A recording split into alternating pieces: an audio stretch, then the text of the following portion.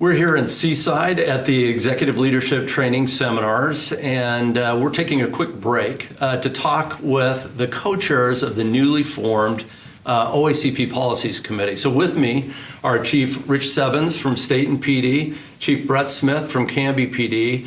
They've kind of taken on the responsibility for launching really what will be a new offering for the association, and I know we're excited about the work you're going to be doing, but we thought we'd take a minute, just ask a few questions about what you're actually trying to accomplish in the committee over the next year. I want to begin just by asking the question, kind of what's the need that was identified that kind of led to the formation of this policies committee? Well, go ahead. Do you want to start, Rich? Sure.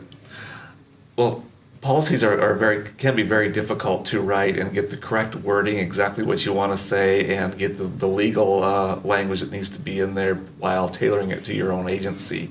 And we wanted a place where people could go and find examples of what accredited agencies are using for their policies.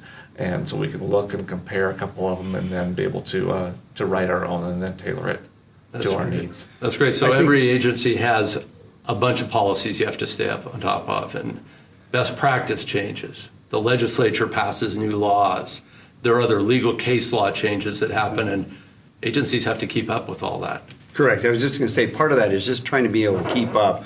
And then, you always feel like you're becoming a pioneer every time something comes around. And I think part of what we're trying to do by trying to create a resource opportunity for people, but have some kind of a standardization for those policies so that we're not having agencies use something totally different that's not meeting the mandates or some of the requirements that are out there. So there's a standard type of response in their policies so that we have consistency in our state and our departments as well. That's great. Now there's some services that help agencies with policies, but a lot of agencies also are on their own. So I assume that regardless of how you develop your policies, what you are envisioning would be an assistance. Well, we would hope so. Like you said, there are some policies that are out there that are developed for those agencies. People use them, but even with that, we find that people are looking for some kind of a adapting type of method or response to some of their unique needs in their own department. That's great.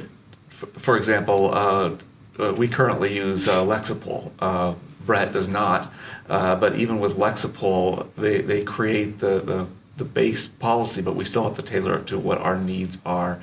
And there's also policies that are not in the Lexipol system that we need to create on our own. That's great. So if you're successful, and I know you will be as a committee, for the OACP member that's trying to access what you've put together, what does it look like? What are they going to find when they go to the website and look for the resources you've created? Well, we're going to find policies.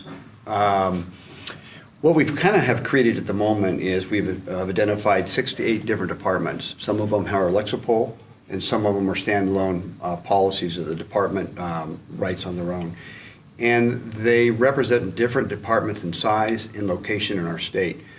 So the idea being is that those departments and all of their policies will be available, and people can take a look at those and find out whether or not a particular department of size or location is something that would be of interest to them as they begin to search out and look for information that might be meaningful to them in their policy writing.